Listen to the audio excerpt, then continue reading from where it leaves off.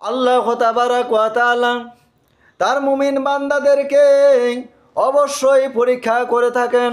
কখনো পরীক্ষা করেন উন্নতি ও মঙ্গলের দ্বারা, আবার কখনো পরীক্ষা করেন অবনতি ও মঙ্গলের দ্বারা। যখন তার মুমিন বান্দাদেরকে অবনতি ও অমঙ্গলের দ্বারা পরীক্ষা করেন, তাদের সম্পর্কে আপনাদের সামনে বয়ান তুলে ধরছে। আমার ভাইয়েরা, আল কোরআনুল কারিমের 2 নম্বর সূরা সূরাতুল বাকারা, এই সূরাতুল বাকারার 156 নম্বর আয়াতে আমার আল্লাহ তাবারাক ওয়া তাআলা বলেন, আল্লাযীনা ইজা আসাবাতুহুম মুসিবাতুন ক্বালু ইন্না লিল্লাহি ওয়া ইন্না ইলাইহি রাজিউন। আমার ভাইয়েরা, মুমিনদের ওপর যখন বিপদ মুসিবত বালা মুসিবত উপনীত হয়, তখন তারা বলে ইন্না লিল্লাহি ওয়া ইন্না ইলাইহি রাজিউন। দেখেন না, যখন কোনো মুসলিমের, কোনো মুমিনের বন্ধু বান্ধব অথবা আত্মীয় স্বজন কেউ মারা যায়, যখন শুনে সাথে সাথে সে উচ্চারণে বলে ইন্না লিল্লাহি ওয়া ইন্না ইলাইহি রাজিউন। আমার বোনেরা, একটু খেয়াল করে শুনেন, এই বিপদ এই মুসিবতের সময় আমার বোনেরা বেশি হয়রান এবং দিশেহারা হয়ে পড়েন, তারা বেশি বিলাপ করেন, কান্নাকাটি করেন।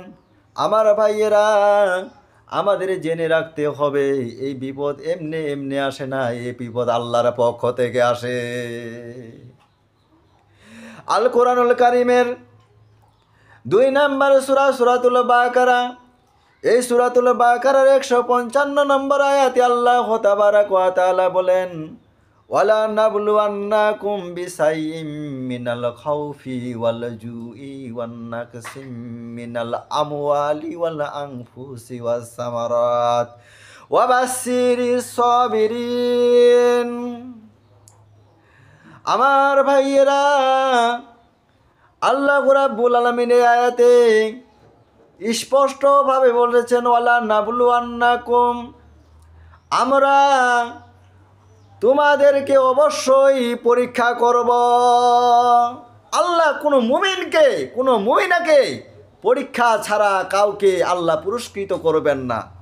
কোনো মুমিন, কোনো মুমিনা, কোনো মুসলিমা নারীকে আল্লাহ রাব্বুল আলামিন পরীক্ষা না করে তাকে পুরস্কৃত করবেন না, তাকে জান্নাত দিবেন না। আগে আল্লাহ প্রত্যেকটি বিষয়ে এক একটি পরীক্ষা করবেন। তবে আমাদের জেনে রাখতে হবে, সকলের পরীক্ষা একরকম হবে না। আমরা যতজন মানুষ রয়েছি, আমাদের প্রত্যেকের পরীক্ষার ধরন হবে ভিন্ন ভিন্ন। আর আল্লাহ রাব্বুল আলামিন যেই পরীক্ষায় করেন না কেন, সেই পরীক্ষার পুরস্কার দান করবেন। কিন্তু পরীক্ষায় পাশ করতে হবে। যারা পরীক্ষায় পাশ করে তারাই তো কৃতকার্য হয়, তারাই তো সফলতা অর্জন করে। আমার ভাইয়েরা, আল্লাহ রাব্বুল আলামিন এই আয়াতের মধ্যে 5টি পরীক্ষার কথা বলেছেন। এক ধরনের পরীক্ষা হচ্ছে, খেয়াল করে শুনেন, এ পরীক্ষার বিষয় হলো মিনাল খাউফি, কিছু ভয় দিয়ে আল্লাহ পরীক্ষা করবেন। আমার বোনেরা, যখন ভয় দিয়ে পরীক্ষা করবেন, সেই ভীত অবস্থায় আপনি এমন ভীত সন্ত্রস্ত হবেন যে আপনার বাঁচার কোনো রাস্তা নাই। এখন কি হবে, কি করে আমি শান্তি পাবো, কোথায় লুকিয়ে থাকবো? এই অবস্থায় আপনাকে অবশ্যই আল্লাহ রাব্বুল আলামিনের পরীক্ষার জন্য প্রস্তুত থাকতে হবে। আপনাকে ধৈর্য ধারণ করতে হবে, আপনাকে তাড়াহুড়া করা হবে, হয়রানি হওয়া যাবে না, আপনার কোনো ক্ষতি কামনা করা যাবে না। আমার ভাইয়েরা, এরপর আল্লাহ রাব্বুল আলামিন 2 নাম্বার যে পরীক্ষার কথা বলেছেন, সেটা হলো ক্ষুধা। আপনার প্রচণ্ড ক্ষুধা থাকবে, কিন্তু খাদ্য থাকবে না।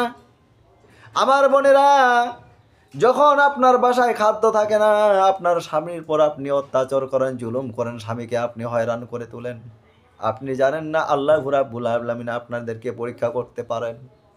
সুতরাং এই পরীক্ষায় আপনাকে ধৈর্য ধারণ করতে হবে, ধৈর্যের সহিত কাজ করতে হবে এবং আল্লাহর কাছ থেকে সেই খাদ্য চাইতে হবে এবং সিস্টেমের মাধ্যমে আপনাকে অর্জন করতে হবে।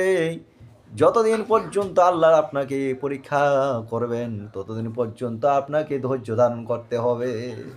এই 2 নাম্বার পরীক্ষা হলো আপনার খোদা দিয়ে আল্লাহ পরীক্ষা করবেন।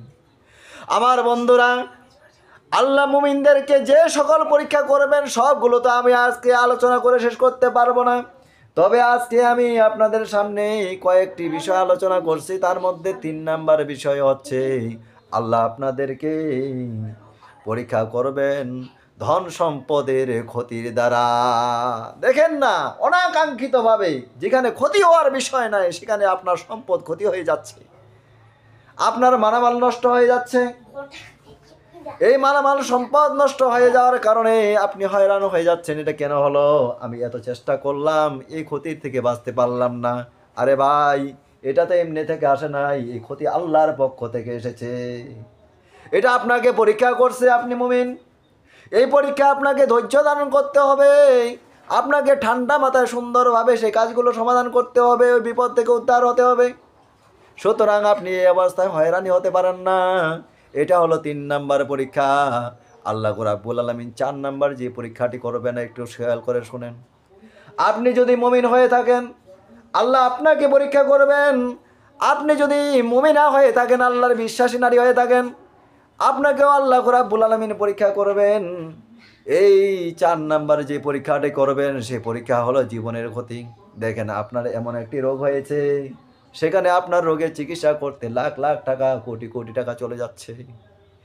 আপনি হয়রান হয়ে যাচ্ছেন। আল্লাহ এতগুলো লোক থাকতে তাদের চিকিৎসা, তাদের রোগ দিলে না, আমাকে রোগ দিয়েছ। না ভাই, আপনাকেই তো রোগ দিবে, আপনি যে মুমিন।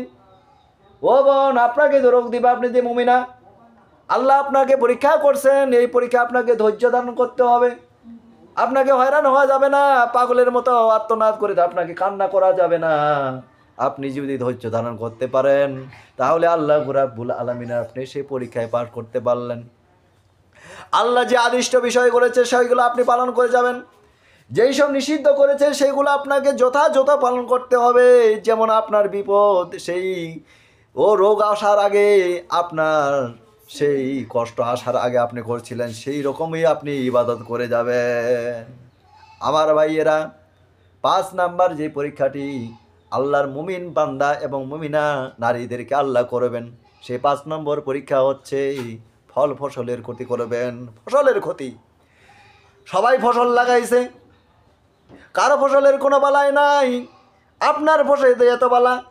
আকাশ থেকে আপনার দেখেন পাথর বর্ষণ হয়ে আপনার জমি দিয়ে পাকা ধানের উপর আপনার জমিনে পাথর নিক্ষেপ হয়ে সমস্ত ধান ঝরে গেল, কিন্তু পাশে যে ধানগুলো রয়েছে কারো ধান ঝরে নাই। অথচ আপনি মুমিন, আপনি মুমিনা, আপনার ওই কষ্ট ছিল, আপনার জমির দিয়ে আয় পালা মুসিবত চলে গেল, আল্লাহর পক্ষ থেকে এসেছে। এই অবস্থায় আপনি ধৈর্য ধারণ করবেন। এটাও আপনাকে আল্লাহ রাব্বুল আলামিন পরীক্ষা করছেন। এই পরীক্ষায় মাধ্যমে আপনাকে হয়রান হতে যাওয়া হইলে চলবে না, আপনাকে দিশাহারা হইলে চলবে না। আপনি যেরকম আগে আল্লাহর ইবাদত করছিলেন সেই রকম ইবাদত করে থাকবেন। আপনার নামাজ, আপনার সালাত, আপনার কুরবানি, আপনার সত্য কথা, আপনার হক পথে চলা, আপনি যথাযথভাবে সেইভাবেই চলবেন। আপনার ক্ষতি হয়েছে এই কারণে আল্লাহর প্রতি আপনি মন খারাপ করতে পারেন না। আল্লাহর প্রতি আপনার সুধারণা থাকবে, আমার ক্ষতি হয়েছে যে পরিমাণ, তার থেকে আল্লাহ আমার পুরস্কার দিবেন বেশি। আমাদের প্রিয় নবীজি মোহাম্মদ রাসূলুল্লাহ, সকলে বলি সাল্লাল্লাহু আলাইহি সাল্লাম, আল্লাহ রাব্বুল আলামিন তাকে বলেছেন, নবী আমার, তুমি ওই সব ধৈর্যশীলদেরকে সুসংবাদ দাও যারা ভয়ের সময় সে ধৈর্য ধারণ করেছে, যারা ক্ষুধার সময় ধৈর্য ধারণ করেছে, যারা ধন সম্পদের ক্ষতির সময় ধৈর্য ধারণ করেছে, যারা ধৈর্য ধারণ করেছে রোগ বেসুখ বালা মুসিবত, যারা ধৈর্য ধারণ করেছে অসুখের সময়, ভীষণ রোগে আক্রান্ত হয়েছে ধৈর্য ধারণ করেছে, যারা ধৈর্য ধারণ করেছে ফল ফসলের ক্ষতির সময় সে ধৈর্য ধারণ করেছে, আল্লাহকে বলে যায় নাই, আল্লাহর কোনো বিধানকে সে অমান্য করে নাই, আল্লাহর কোনো আদেশকে সে অমান্য করে নাই, নিষিদ্ধ বিষয় সে করতে যায় নাই, সর্বদা আল্লাহর পর তাওয়াক্কুল করেছে, আল্লাহর পর ভরসা করেছে। আল্লাহর পক্ষ থেকে আমার এই পরীক্ষা এসেছে, আমি ধৈর্য ধারণের সে জবাব দিয়েছে, পাশ করেছে।